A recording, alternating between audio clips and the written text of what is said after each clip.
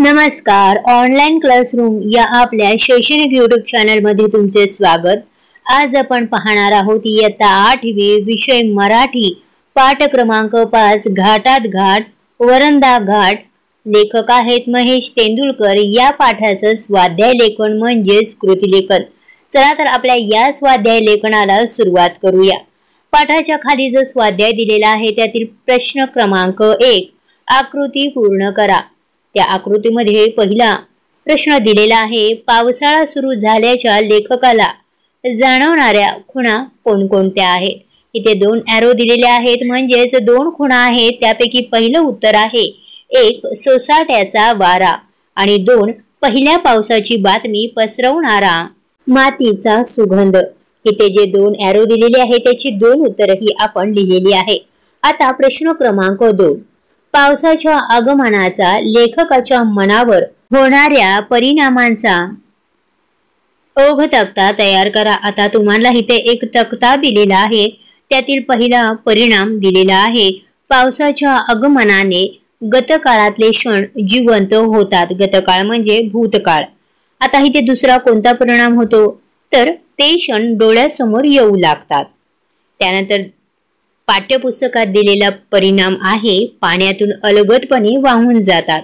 आणि शेवटचा रकाना जो रिकामा आहे त्याचं उत्तर आहे, मग डोळ्यातला कोणता आणि बाहेरचा कोणता तेच कळत नाही। ते म्हणजे पाणी जे डोळ्यातून वाहून गेलेलं आहे। म्हणजे जुन्या आठवणी ज्या ताज्या होतात, ते जे गतकाळातले क्षण असतात ते जिवंत होतात। कशामुळे, तर पावसाच्या आगमनामुळे। पाऊस आल्यानंतर गतकाळातले जे क्षण आहेत ते डोळ्यासमोर जिवंत होतात, त्यानंतर ते डोळ्यासमोर येऊ लागतात, पाण्यातून अलगदपणे वाहून जातात। म्हणजे आठवणी आल्यानंतर डोळ्यात आपसुकच पाणी येतं आणि डोळ्यातून पाणी वाहायला लागतं। आणि हे पाणी वाहत असताना चौथा परिणाम असा आहे की डोळ्यातलं पाणी कोणतं आणि पावसाचं पाणी कोणतं हे कळतच नाही। असा हा ओघ तक्ता तयार केलेला आहे आणि याची दोन्ही उत्तरं तुम्हाला तुमच्या समोर दिलेली आहेत। त्याची तुम्ही अभ्यासायचे आहे आणि तुम्हाला या प्रश्नाचा अर्थ देखील कळलेला असणार आहे। आता आपण पाहणार आहोत प्रश्न क्रमांक 3। प्रश्न क्रमांक 3 आहे, खालील शब्द समूहांचा अर्थ स्पष्ट करा। इथे तुम्हाला अ, आ आणि ई असे 3 शब्द समूह दिलेले आहे। आता प्रत्येकी आपण त्याचा शब्द समूहाचा अर्थ काय आहे हे पाहणार आहोत।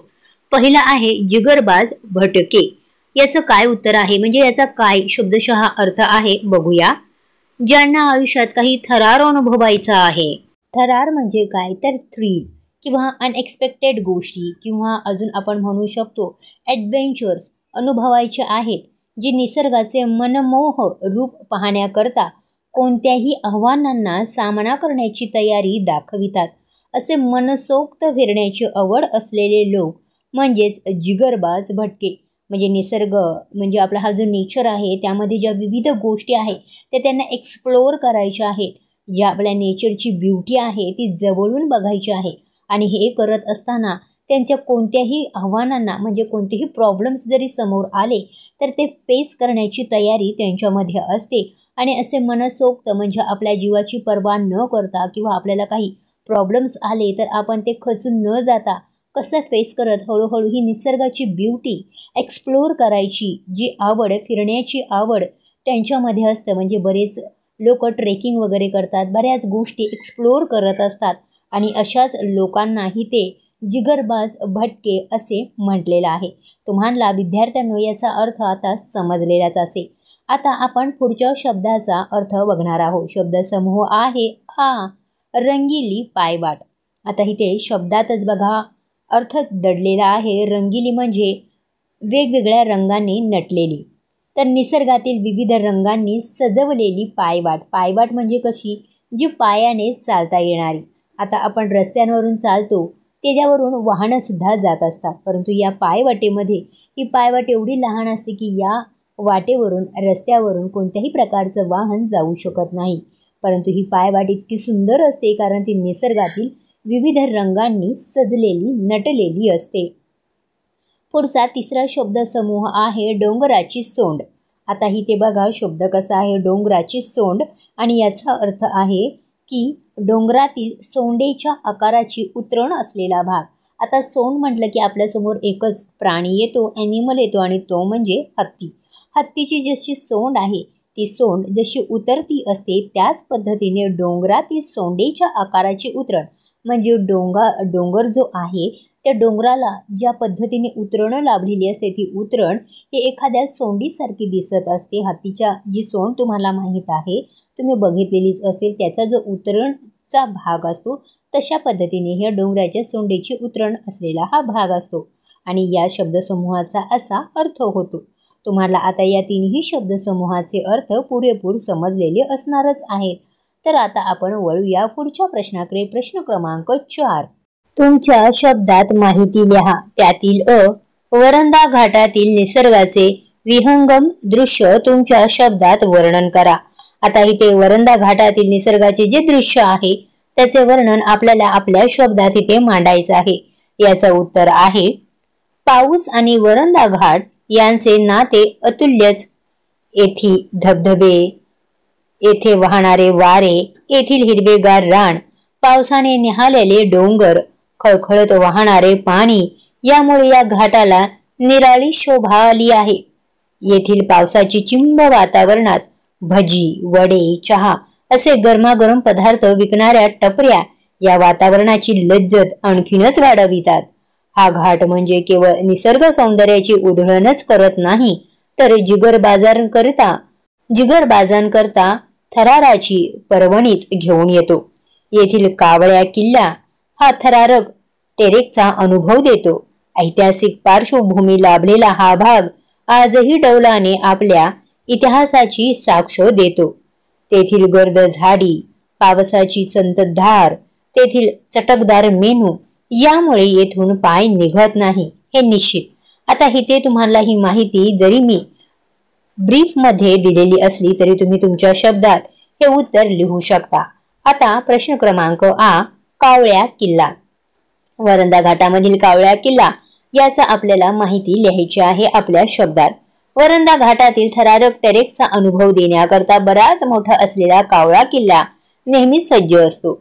श्री वाघजाई मंदिर, त्यांच्या बाजूला असणाऱ्या पाषाणाच्या 9 पाण्याच्या टाक्या, जोत्याचे बुरुजांचे अवशेष हे सारे काही येथील समृद्ध इतिहासाची साक्ष देतात।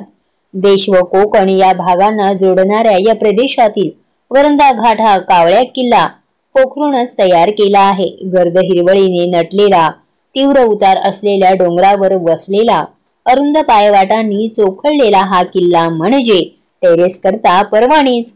अशा या ऐतिहासिक पार्श्वभूमी व अप्रतिम सौंदर्य लाभलेला किल्ला या पर्यटकांसाठी विशेष आकर्षण ठरू शकते।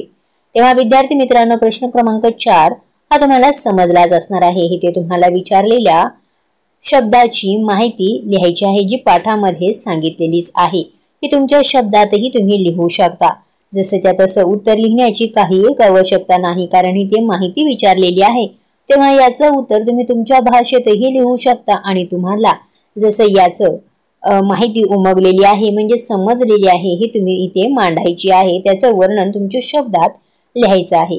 आता आपण पुढील प्रश्न पाहणार आहोत। आता पाठाखालील खेळूया शब्दांशी हा व्याकरण विभाग सुरू झालेला आहे आणि तोच आपण इथे पाहणार आहोत। त्यातील प्रश्न क्रमांक अ, खालील दिलेल्या विशेष आणि विशेषणांच्या योग्य जोड्या लावा। इथे एक विशेषणाचा रकाना दिलेला आहे म्हणजे एक बॉक्स हा विशेषणांचा दिलेला आहे आणि दुसरा विशेष्य यांचा दिलेला आहे। आता जे तुम्हाला योग्य त्या जोड्या जुळवून लिहायच्या आहेत। इथे तुम्हाला समोर मी उत्तर लिहून दिलेली आहे। विहंगम, इथे जे ऑप्शन दिलेले आहे त्याच्यातील योग्य उत्तर आहे दृश्य। गरमागरम कांदा भजी, घोंगावणारा वारा, काळाशार पाषाण आणि अरुंद पायवाट। म्हणजे ही ते जी विशेषणं दिलेली आहेत ती कोणत्या विशेषाला लागू होतात त्याची उत्तरं आपल्याला इथे लिहायची आहेत। तुम्हाला याच्या जोड्या योग्य पद्धतीने समजल्याच असणार आहे। आता आपण पुढील प्रश्न पाहणार आहोत। प्रश्न क्रमांक आ, खालील वाक्यातील शब्दयोगी अव्यय ओळखा। इथे काही वाक्य दिलेले आहे त्याच्यातील आपल्याला शब्दयोगी अव्यय ओळखायचे आहेत। शब्दयोगी अव्यय म्हणजे काय? नाम किंवा इतर शब्दांना जोडून येणाऱ्या जो शब्द असतो त्याला शब्दयोगी अव्यय असे म्हणतात। प्रश्न पहिला अ, पुण्याहून महाडकडे जाणाऱ्या रस्त्यावर हिरवी झाडी आहे। आता इथे पुण्याहून महाडकडे आणि रस्त्यावर या तिन्ही नावांच्या पुढे जो शब्द लागलेला आहे, अव्यय लागलेला आहे, त्याला शब्दयोगी अव्यय म्हणतात. म्हणजे हून, कडे आणि वर हे पहिल्या प्रश्नातील शब्दयोगी अव्यय आहेत. आता प्रश्न क्रमांक आ. चमचमीत मेनू मजबूत चापायला वरंदा घाटातल्या टपऱ्यांसारखी दुसरी जागा नाही. या वाक्यामध्ये आतल्या आणि सारखी हे दोन अव्यय लागलेली आहे. आतल्या कुठल्या शब्दाला लागलेल्या आहे तर घाटातल्या. आता घाट आणि आतल्या, घाटाला लागून आलेल्या या शब्दालाच आतल्या असा शब्द आहे. तर पण लिहित असताना घाटातल्या टच्या पुढे तो टा झालेला आहे म्हणून आतल्या हा शब्दयोगी अव्यय लागलेला आहे.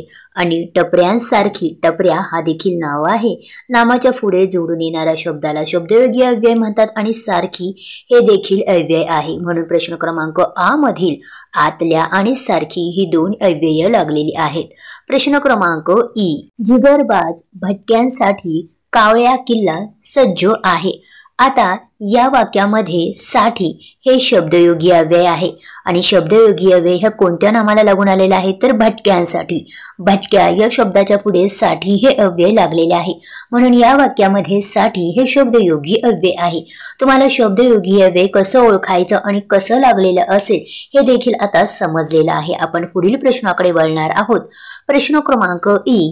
खालील वाक्यातील विरामचिन्हे ओळखून त्यांची नावे लिहा. इथे तुम्हाला दोन वाक्य दिलेली आहेत, त्यात काही विरामचिन्ह आहे ती ओळखून तुम्हाला लिहायची आहे. पहिलं वाक्य आहे घाटात घाट वरंदा घाट बाकी सब घटिया. आता यामध्ये पूर्ण विराम वगैरे काही नाही. वाक्य संपल्यानंतर जे विरामचिन्ह आपल्याला दिसत आहे त्या चिन्हाला म्हणतात उद्गारवाचक चिन्ह. आता पुढील प्रश्न आहे गतकाळातले ते क्षण पुन्हा जिवंत होतात.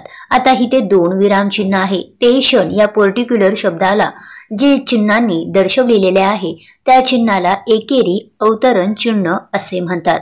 आणि संपूर्ण वाक्य संपल्यानंतर जो फुल स्टॉप दिलेला आहे, वाक्य पूर्ण झालेला आहे, त्याला पूर्णविराम असे म्हणतात. इथे तुम्हाला चिन्ह दाखवायचे आहेत आणि त्या चिन्हाचं पर्टिक्युलर नाम लिहायचं आहे. म्हणजे नाव कोणत्या नावाने ते चिन्ह ओळखलं जातं ते लिहायचं आहे. विद्यार्थी मित्रांनो, घाटात घाट वरंदा घाट या पाठाखालचं स्वाध्याय लेखन म्हणजेच कृती लेखन तुम्हाला पुरेपूर समजलेलं असणार आहे. इतरही इयत्ता 8वीच्या पाठाखालचा स्वाध्याय आपल्या या ऑनलाईन क्लासरूम यूट्यूब चॅनलवरती अपलोडेड आहे, तेव्हा तुम्ही त्याचा अभ्यास करा. परीक्षेसाठी बेस्ट ऑफ लक आणि आपल्या चॅनलला सबस्क्राईब करायला विसरू नका. थँक्यू.